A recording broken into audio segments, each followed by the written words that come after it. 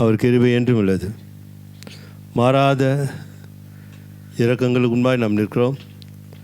கர்த்தர் தயவு இதுவரை நடத்தினது.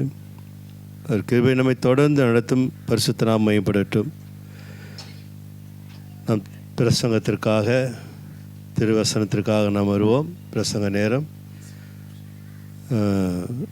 ரோமருக்கு எழுதின நிருபம் 1ஆம் அதிகாரத்தை எடுத்துக்கொள்வோம். ரோமருக்கு எழுதின நிருபம் 1ஆம் அதிகாரம். எல்லோரும் எடுத்துக்கங்க.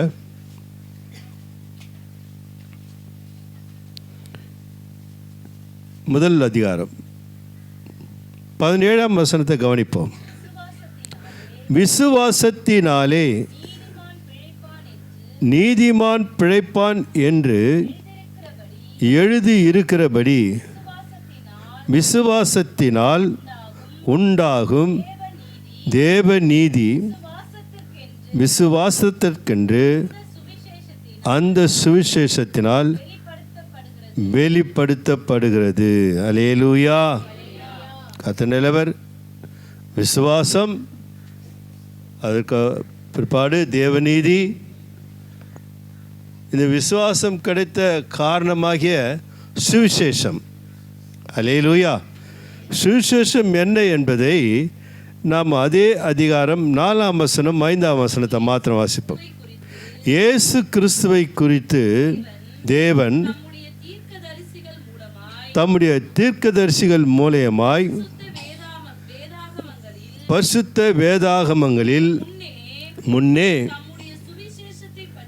தம்முடைய சுவிசேஷத்தை பற்றி வாக்குத்தத்தம் பண்ணினபடி கர்த்தராகிய இயேசு கிறிஸ்துவானவர் மாம்சத்தின்படி தாவீதின் சந்ததியில் பிறந்தவரும் பரிசுத்தமுள்ள ஆவியின்படி தேவனுடைய சுதன் என்று மரித்தோரிலிருந்து உயிர்த்தெழுந்ததினாலே பலமாய் ரூபிக்கப்பட்ட தேவகுமாரனுமாய் இருக்கிறார். தொடர்ந்து 6-7 கூட வாசிக்கலாம். அவர் சகல ஜாதிகளையும் அவர்களுக்குள் இயேசு கிறிஸ்துவினால் அழைக்கப்பட்டவர்களாகிய உங்களையும் தமது நாமத்தின் நிமித்தம் விசுவாசத்துக்கு கீழ்ப்படிய பண்ணும் பொருட்டு எங்களுக்கு கிருபையையும் அப்போஸ்தல ஊழியத்தையும் அருளி செய்திருக்கிறார். அல்லேலூயா. சுவிசேஷத்துக்கான விளக்கத்தை இப்போ நம்ம படித்தோம். பிதாவாகிய தேவன் நமக்கு தெரியும், இருந்தாலும் வசனத்தை ஒரு நிமிஷம் சொல்வது நலமாக இருக்கும். பிதாவாகிய தேவன் குமாரனாகிய கிறிஸ்துவை நமக்கு கொடுத்தார். அவர் நமக்காக மரித்தார், நமக்காக உயிர்த்தெழுந்தார். அதனால் ஏன் உயிர்த்தெழுந்தார்னா சகல ஜாதிகளையும், அதாவது உலகத்தில் உள்ள உயர்வானாலும் தாழ்வானாலும் பாடின இல்லையா, உயர் குலத்தோர் தாழ் குலத்தோர் பூமியில் சொல்கிறாங்க இல்லையா, உயரத்தில் உண்டானவர்கள் தாழ்விலிருந்து உண்டானவர்கள் சொல்கிறேன் இல்லையா. கர்த்தர் ஸ்தோத்திரம். அல்லேலூயா. அதனால் தேவனுக்கு முன்பாக அப்படியெல்லாம் இல்லை, சிருஷ்டிப்பு அவர் தான். அல்லேலூயா. சமமானவர்கள் தான். ஆகையினால் அன்பான தேவனுடைய பிள்ளை அழைத்தவர்களாகிய உங்களையும் தமது நாமத்தின் நிமித்தம் 7ஆம் வசனம் தமது நாமத்தின் விசுவாசத்தை கீழ்ப்படிய பண்ணும் பொருட்டு. அல்லேலூயா. விசுவாசத்தின் நிமித்தம் எதுக்கு கீழ்ப்படுகிறோம்? விசுவாசத்திற்காக, விசுவாசத்தின் நிமித்தமாக கீழ்ப்படிய பண்ணும் பொருட்டு எங்களுக்கு கிருபையும் அப்போஸ்தல ஊழியத்தையும் அருளி செய்திருக்கிறார். கர்த்தர் நல்லவர். அப்போது சுவிசேஷம் என்பதை நாம் தெரிந்து கொண்டோம். ஆனால் இந்த விசுவாசம் நமக்கு தேவநீதியை கொடுக்கிறதா இருக்கிறது. அல்லேலூயா. தேவநீதிக்காகத்தான் தேவன் இந்த காரியங்களை செய்திருக்கிறார் என்று நம்ம வேதத்தில் படிச்சிருக்கிறோம். அந்த தேவநீதி என்றால் என்னவென்று நாம் புரிந்து கொள்வது மிகவும் அவசியம். நம்முடைய வாழ்க்கையில் நாம் விசுவாசித்து பாவத்தின் சேற்றிலே வாழ்ந்த நம்மை பரிசுத்தமாக்கியது தேவநீதி. இதுதான் தேவநீதி. அல்லேலூயா. அதே போல் பாவத்தின் பிள்ளைகளாய் வாழ்ந்திருந்த காலத்தை மாற்றி தேவனுடைய பிள்ளைகளாய் மாற்றுவது தான் தேவநீதி. அல்லேலூயா. அப்போ தேவநீதி 2 காரியங்களை வாழ்க்கையில் செய்திருக்கிறது. நம்மை பரிசுத்தமாக்கி இருக்கிறது, அவருடைய பிள்ளைகளாய் மாற்றியிருக்கிறது. இதுதான் தேவநீதி. இந்த தேவநீதி எப்படி கிடைத்தது என்று கலாத்தியர் புத்தகத்தில் வேண்டாம், ரோமர் புத்தகத்துக்கு வருவோம். அதே 3ஆம் அதிகாரத்தை எடுத்துக்கொள்வோம். நேரம் போகலை. 22ஆம் வசனத்தை வாசிக்கலாம். அது இயேசு கிறிஸ்துவை பற்றும் விசுவாசத்தினாலே பலிக்கும் தேவ நீதியே விசுவாசிக்கிற எவர்களுக்குள்ளும் எவர்கள் மேலும் அது பலிக்கும். வித்தியாசம், வேறுபாடு, பாரபட்சம் ஒன்றுமே இல்லை. அல்லேலூயா. தேவன் மேல் நாம் வைக்கிற விசுவாசம் நம்மை பரிசுத்தமாக்கினது. அதுதான் தேவநீதி. தேவன் மேல் நாம் வைத்த விசுவாசம் நம்மளுடைய பிள்ளைகளாய் மாற்றினது. அதுதான் தேவநீதி. அல்லேலூயா. நம்ம யோசிக்கணும், தேவநீதினாக்கா அப்போ அவர் செய்தார், இவ்வளோ பெரிய காரியங்களை அவர் செய்தார். நம்ம கொஞ்சம் சிந்திக்கணும், கொஞ்சம் யோசிக்கணும். பழைய வாழ்க்கையில் இருந்த நம்மை நல்லவர்களாக மாற்றியிருக்கிறார். பழைய வாழ்க்கையில் இருந்த நம்மை அவருடைய சொந்த பிள்ளைகளாய் மாற்றியிருக்கிறார். அப்படி செய்த தேவனுக்கு நாம் ஏதாவது செலுத்த வேண்டும். அல்லேலூயா. நாம் ஏதாவது செய்ய வேண்டும், நாம் ஏதாவது முயற்சி எடுக்க வேண்டும், ஏதாவது நிறைவேற்ற வேண்டும்.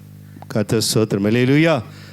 அது நிறைவேற்றும் பொழுது அந்த பரிசுத்தமும் தேவனுடைய பிள்ளைகள் என்ற அதிகாரமுள்ள அந்த ஆசீர்வாதமும் நம்மை வந்து சேரும். அல்லேலூயா. ஆனால் கர்த்தருடைய பிள்ளைகள் தேவனுக்கு பிள்ளைகளாக இருக்கிறபடினாலே அவருக்கு நம்மை குறித்து நல்லா தெரியுமா? நல்லா கவனிக்கணும். பிதாவுக்கு நம்முடைய தேவைகள் என்ன என்பது முன்னமே அவர் அறிந்திருக்கிறார். அல்லேலூயா. அப்போ அறிந்திருக்கிறார் என்றால் அவர் நம்மேல் ஒரு பிரியமுள்ள ஒரு எதிர்பார்ப்பை வைத்திருக்கிறார். ரொம்ப கவனிக்கணும். கர்த்தர் ஸ்தோத்திரம். ரொம்ப அருமையான ஒரு ஜீவியம், அற்புதமான ஒரு வாழ்க்கை. ரொம்ப ரொம்ப அது சொல்ல முடியாத ஒரு நம்ம வேறு ஒரு உலகத்தில் வாழ்ந்து கொண்டிருக்கிறோம். அல்லேலூயா. அதான் சொல்ல, நீங்கள் உலகத்தில் வாழ்ந்தாலும் உலகத்தார் அல்ல. மாம்சத்தில் இருப்பவர்கள் இப்பொழுது எப்படி ஆயிட்டோமா? ஆவிக்குரியவர்களாய் மாறிவிட்டோம். ஆவிக்குரிய உலகத்தில் வாழ்ந்து கொண்டிருக்கிறோம். இந்த பாவ உலகத்திலிருந்து தேவன் பிரித்தெடுத்த கிருபையுள்ள உலகத்திலே நாம் ஜீவிப்பதினாலே தேவன் நம்மேல் அப்பொழுது காணாமல் இருந்திருக்கலாம், இப்போது நம்மை காண்கிறவராக இருக்கிறார். எதையோ எதிர்பார்க்கிறார். நாம் கொடுக்கணும்னு நான் எதிர்பார்க்கல. தேவனுக்கு நம்ம எதையும் கொடுக்கவே முடியாது. எல்லாமே அவர் படைச்சுதான். பொண்ணு வெளியும் அவர் தான் படைத்தார். ஆனால் அவரிடத்தில் நம்மிடத்தில் எதிர்பார்க்கிற அந்த வாழ்க்கை, அல்லேலூயா, இது குறுகிய கால வாழ்க்கை. எல்லாருக்கும் தெரியும் எந்த மனுஷன் உலகத்தில் உயிரோடு இருந்திருக்கான், யாருமே இல்லை.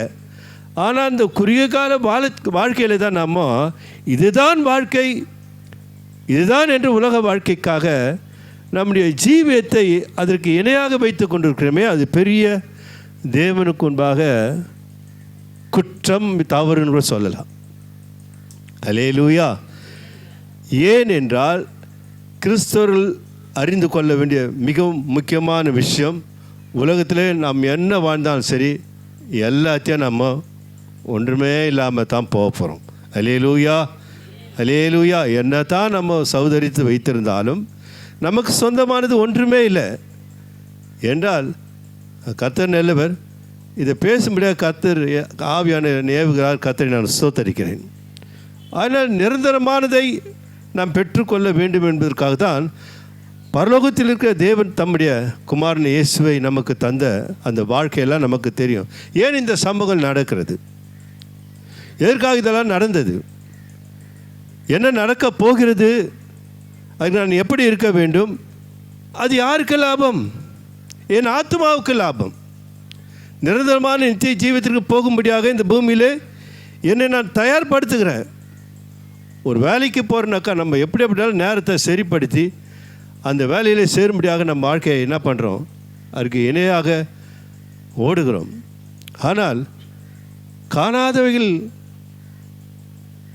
நித்தியமானவைகள். அல்லேலூயா சொல்லுவோமா? அல்லேலூயா. கண்ணுக்கு தெரியாது, கண்கள் காணவும் இருக்காது, இருதயம் உணரவும் முடியாது. ஆனால் விசுவாச கண்கள் ஒன்று இருக்கிறது பாருங்கள். அந்த விசுவாச கண்கள் தான் தேவனுக்கு முன்பாக நம்மை கீழ்ப்படிய பண்ணும்.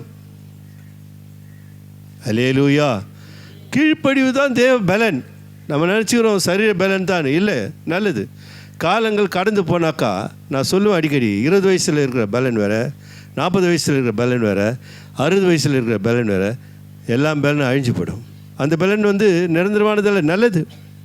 ஆனால் தேவபலன் அப்படி இல்லை. மகிமையின் மேல் மகிமை அடைகிற மறுரூப வல்லமை நிறைந்த ஒரு தேவபலன். நான் 40 வயசில் இருந்த தேவபலன் இப்போது எனக்கு நான் கூட இருக்கும். அல்லேலூயா சொல்லுவோமா? இன்னும் ஜீவத்தை கொடுக்க கொடுக்க தேவபலன் தேவனிடத்தில் நெருங்கி போகும்படியாக என் விசுவாச கண்களை திறந்து என் வாழ்க்கையில் நான் நடப்பதினால் தடுமாற்றமோ தவறி விழவோ, அல்லேலூயா, நான் அந்த பாதையை தேர்ந்தெடுத்து கொள்ள வேண்டிய அவசியமே இல்லை, தேவையில்லை. ஏன்? என் கண்கள் தெளிவாக இருக்கிறது. விசுவாச கண்களை குறித்து பேசுகிறேன். என் கண்கள் தெளிவாக இருக்கிறது. அதனால் என் நடையில் ஒரு தடைகள் இல்லை. அல்லேலூயா, அல்லேலூயா. அதனால் விசுவாசத்திற்கு கீழ்ப்படிய பண்ணும் பொருட்டு இங்கே வேதத்தை நம்ம 22 வாசிக்கிறோம். 3:22 வாசிக்கிறோம் பாருங்கள்.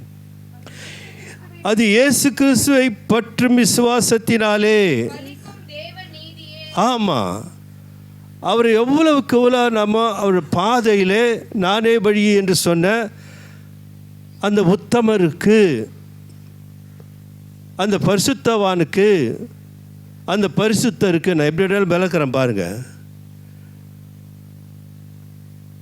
மரணத்தை ஜெயித்தவருக்கு, எனக்காக நமக்காக பரலோகத்தை ஆயத்தம் பண்ண புறப்பட்டவருக்கு,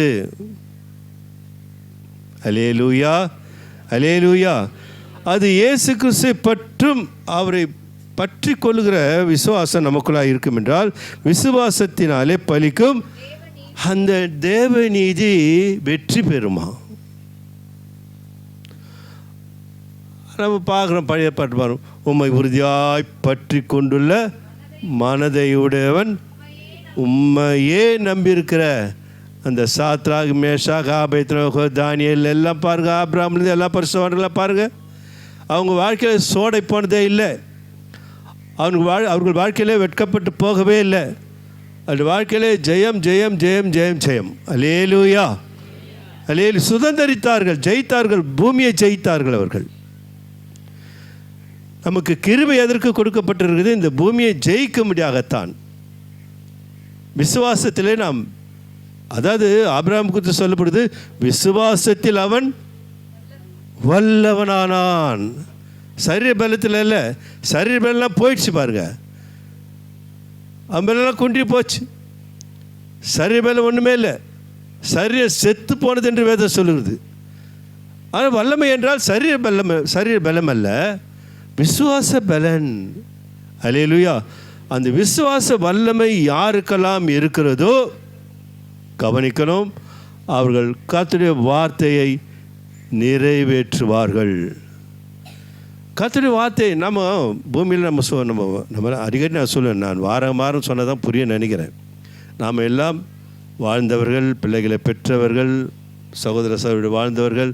யாராவது நம்முடைய வார்த்தைக்கு பிள்ளையாகவோ சகோதராவோ தாயின் தாமரை யாராக இருந்தாலும் நம் வார்த்தையை சொல்லி அவர்கள் அது இணங்காமல் போவார்கள் என்றால் அவர்கள் மேல் நமக்கு பிரியம் இருக்குமா என்று கற்றுக்கொண்ட வேண்டிய ஒரு பாட வழிகள் இவங்களெல்லாம். கொஞ்சம் எரிச்சலாயிரும், கோபமாயிரும். அது அந்த பிள்ளைகள் கொஞ்சம் சீராய் ஒழுங்காய் அழகாக கீழ்ப்படியும்போது அந்த பிள்ளைகள் மேல் நாம் பிரியமாக இருக்கிறோம். அல்லேலூயா, அல்லேலூயா. அந்த பிள்ளைகளை கடிந்து கொள்கிறோம், சிட்சிக்கிறோம்.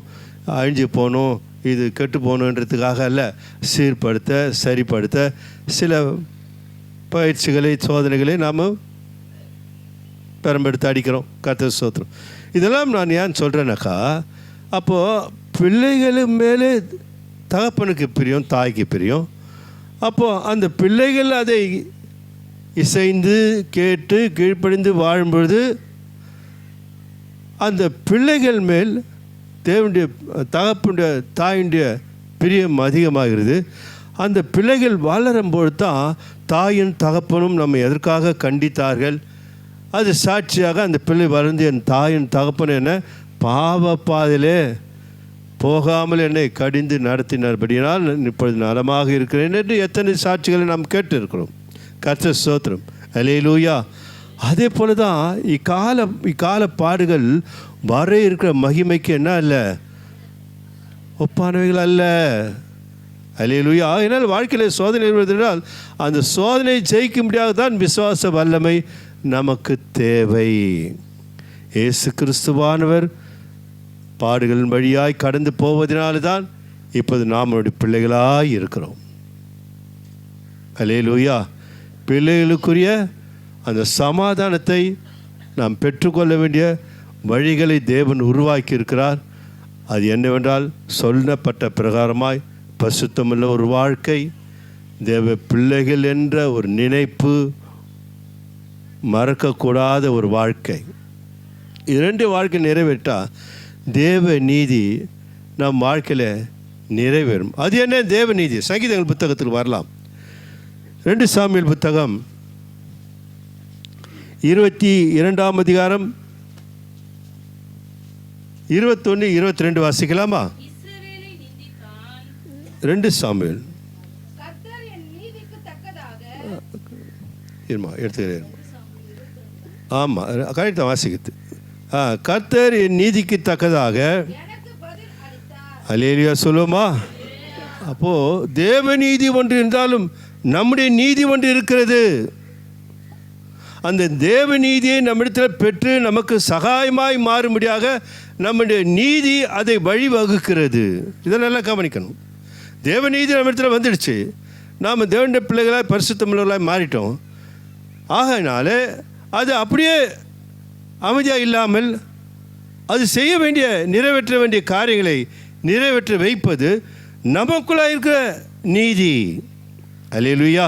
பாருங்கள், வாசிக்கலாம், வாசிங்க. கர்த்தர் என் நீதிக்கு தக்கதாக எனக்கு பதிலளித்தார். என்னவா? என் கைகளின் சுத்தத்திற்கு தக்கதாக எனக்கு சரி கட்டினார். கர்த்தருடைய வழிகளை காத்து கொண்டு வந்தேன். நான் என் தேவனுக்கு துரோகம் பண்ணினதில்லை.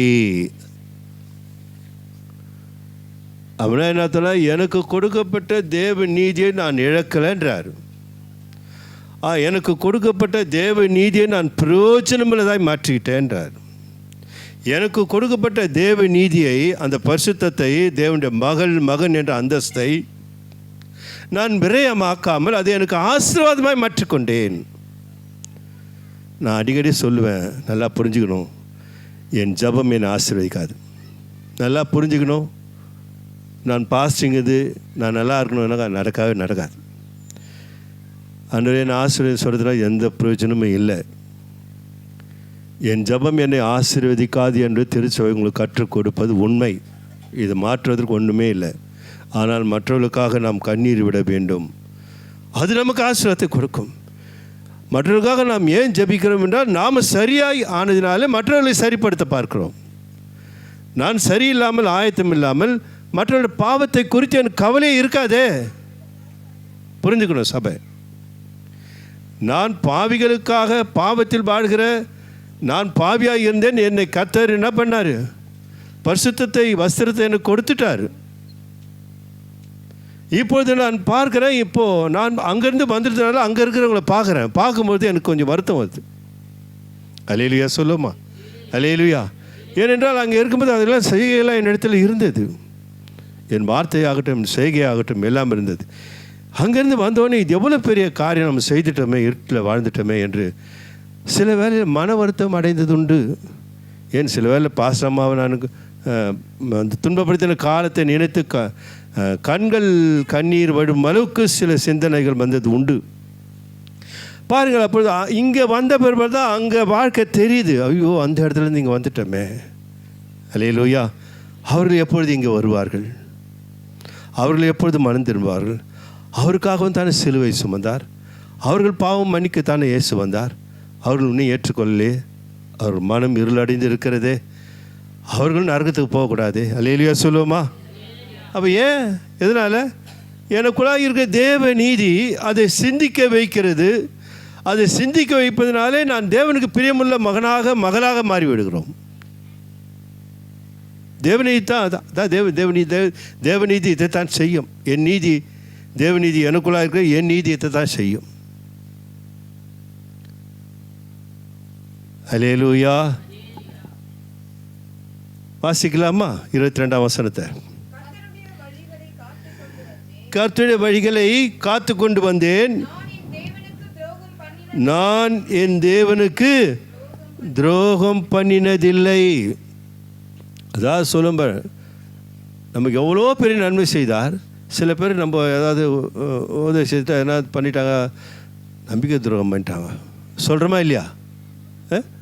எவ்வளோ அவங்க நல்லது செஞ்சேன், துரோகம் பண்ணிட்டாங்க, நம்பிக்கை துரோகம். அவங்களை நம்பினேன் நான், அவங்க நம்பிக்கை துரோகம் பண்ணுறாங்க. அதுபோல் ஆண்டவர் நம்ம நம்பிட்டார். அல்லேலூயா சொல்லுவோமா? அல்லேலூயா. என்மேல் உங்கள் மேல் கர்த்தர் நம்பிக்கை வைத்திருக்கிறார். நீங்கள் நீதிமான்கள், நீங்கள் பரிசுத்தவான்கள், நீங்கள் என்னுடைய பிள்ளைகள்.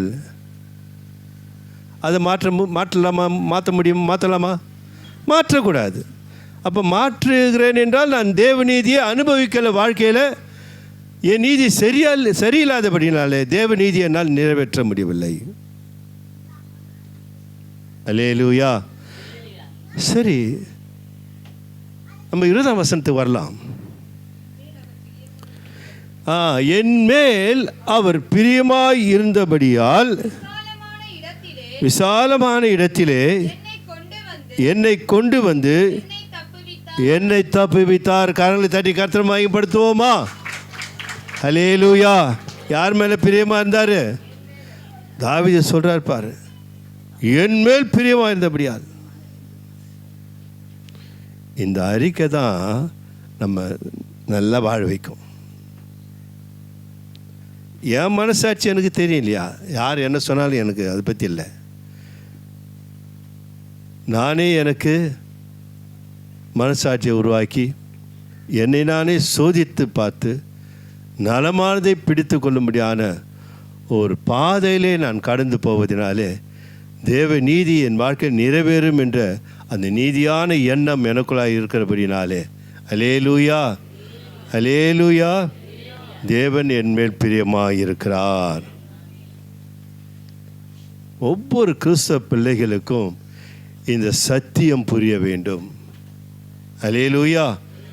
என் இயேசு என்மேல், ஆமென், அல்லேலூயா, என் இயேசு என்மேல் பிரியமாக இருக்கிறார்.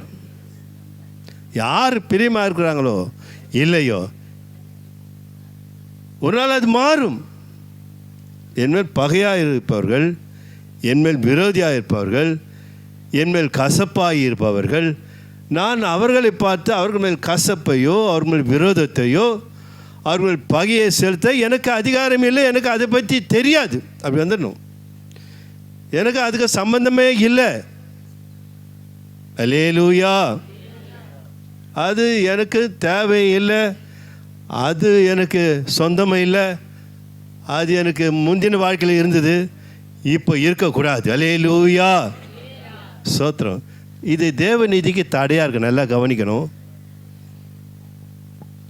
யாக்கோப்பு நிறுவனத்துக்கு வரலாமே, 1ஆம் அதிகாரம் 20ஆம் வசனத்துக்கு.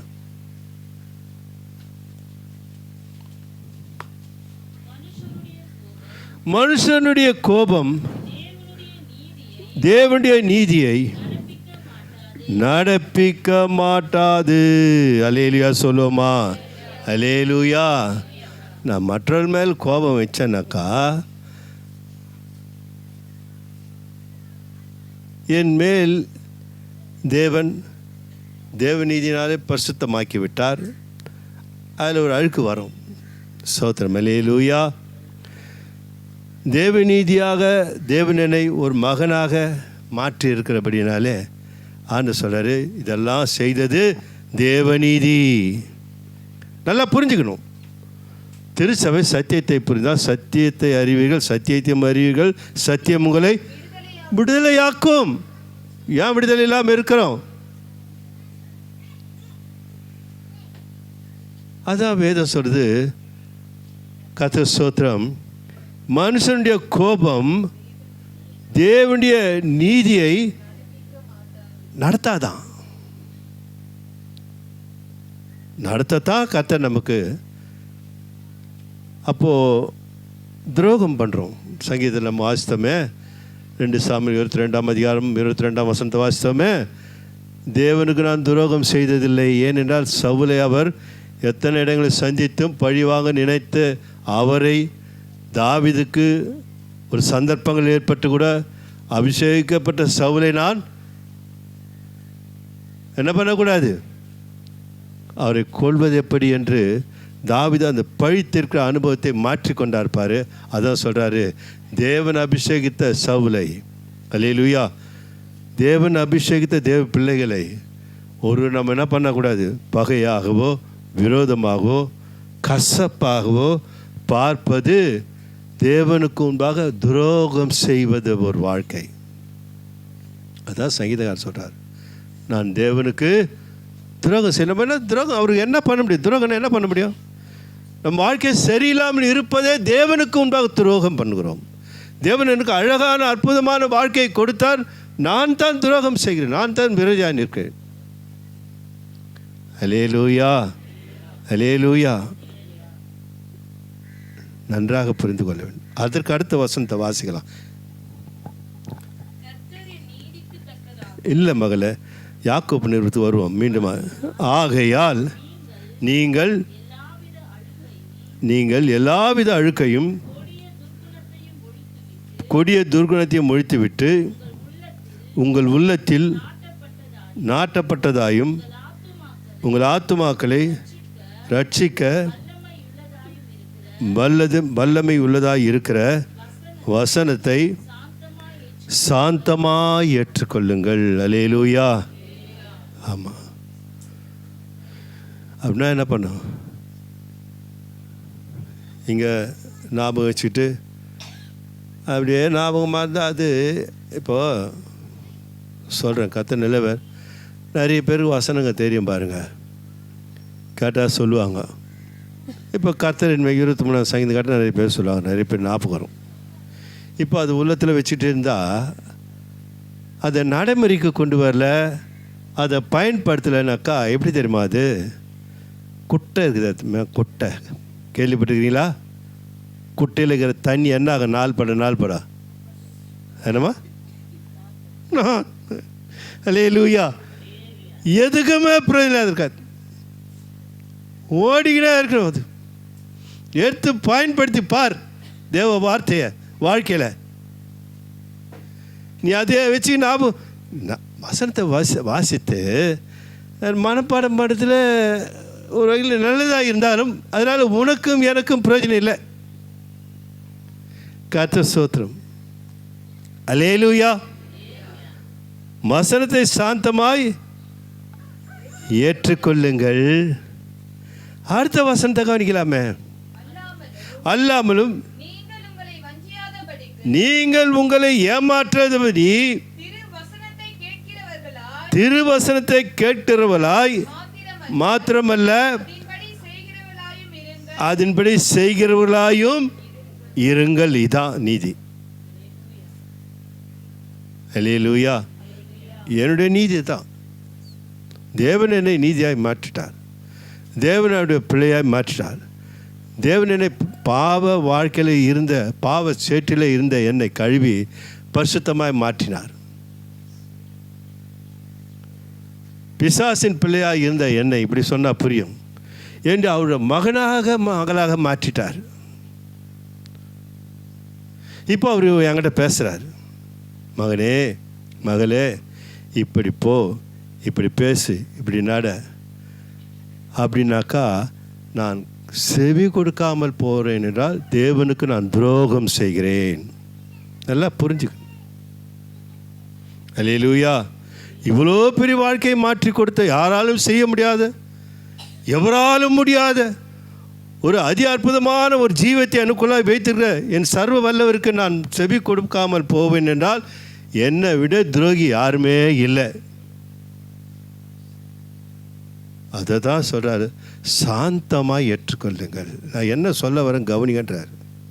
யாருக்காக சொல்ல வரேன்? எனக்குன்னு லாபம் இல்லைன்றார். நான் பரிசுத்தமாக வாழ்வதுன்னு அவருக்கு ஒன்றும் இல்லை.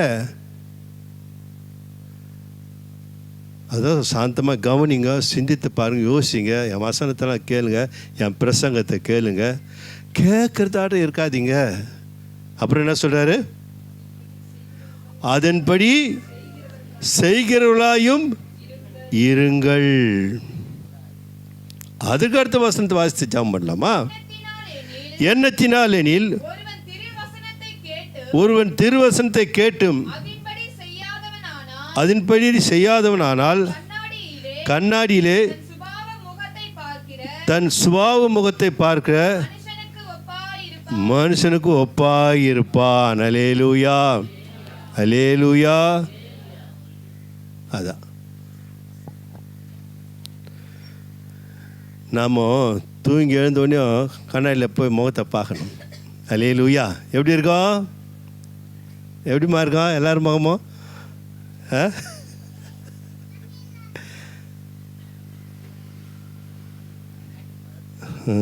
அல்லேலூயா. அந்த மாதிரி ஆகிடுமா? கர்த்தர் ஸ்தோத்திரம். நான் அது விலைக்குன்னு போனால் நேரம் இல்லை, கர்த்தர் நல்லவர். ஆகையினால தேவனுடைய வார்த்தைக்கு கீழ்ப்படிவோம், நிறைவேற்ற பிரயாசப்படுவோம். பெரிய விஷயம் இல்லை, ரொம்ப கஷ்டமானதே இல்லை. கர்த்தர் அடிக்கடி சொல்லுவேன், தேவனுடைய வார்த்தையை நிறைவேற்றுவது கடினமானதல்ல. அப்படி கடினமாக இருக்குதுன்னா என்கிட்ட வாங்க, நான் சொல்லி கொடுக்குறேன். எந்த இடத்துல கடினமாக இருக்குது, இது என்னால் செய்ய முடியல அப்படின்னு ஆண்டவர்கிட்ட கேளுங்க. ஆண்டு இந்த வசனத்தை வாடி எனக்கு கிருபை செய்யும் கேளுங்க. அல்லேலூயா. நாவா மனுஷனுடைய கோபம் தேவனுடைய நீதி என்ன பண்ணுமா? அது க்ளோஸ் பண்ணிடுது. அவர் கொடுத்துட்டாரு, நான் தான் இழந்துட்டேன். ரொம்ப அழகான வாழ்க்கை வாழ்கிற காலம் வரையும் அந்த பரிசுத்தத்தை தரித்து கொண்டு அப்படி மகனாக வாழ்ந்து அல்லேலூயா இந்த பூமியை அல்லேலூயா கர்த்தர் ஸ்தோத்திரம். மீதியெல்லாம் புரிஞ்சுப்பேங்கன்னு நினைக்கிறேன். அதனால் நாகமான் ஒருவன் என்பவன் கீழ்ப்படியாமல் போயிருந்தானாக்கா என்ன ஆயிருக்கும்? என்ன ஆயிருக்கும் இல்லையா? ரொம்ப கோபமாயிட்டான் பாருங்க, ரொம்ப கோபமாயிட்டான், ரொம்ப உக்கிர கோபம்னு வேறு சொல்லுது. வந்து கையை வைப்பார், ஊழியக்காரர் வைப்பார் அப்படின்னு பார்த்து ஜெபம் பண்ணார். இல்லை சொல்லி அனுப்பிச்சிட்டார், போ யோர்தான் நதியில் போய் 7 முறை என்ன பண்ணு, முழுகு, ஸ்நானம் பண்ணு. உடனே ஒன்று கோபம் வந்துடுச்சு. அந்த கோபம் தேவநீதியை நடப்பிக்காமே போயிட்டுருக்கோம். ஆனால் அந்த சின்ன அந்த சேவகன் சொல்கிறான், ஐயா ஆண்டவன்மாரே தகப்பனே, ஊழியக்காரர் சொல்கிறத கொஞ்சம் கேளுங்கன்றான். அல்லேலூயா சொல்லுமா? ஆமாம், தேவன் ஊழியக்காரர் திருச்சபையை உருவாக்கி இருக்கின்றார் என்றால் ஊழியக்காரருக்கு அல்ல, உங்களுடைய எதிர்கால வாழ்க்கைக்கு, நித்திய வாழ்க்கைக்கு தான் தேவன் பிரசங்கத்தை ஊழியக்காரர் மூலமாக கொடுக்கிறார். அதனால் அதை நிறைவேற்ற வேண்டியது உங்களுடைய ஜீவியத்தில் இருக்கிறது. கர்த்தர் தாமே உங்கள் ஒவ்வொருவரும் ஆசீர்வதிப்பாராக. ஆமேன்.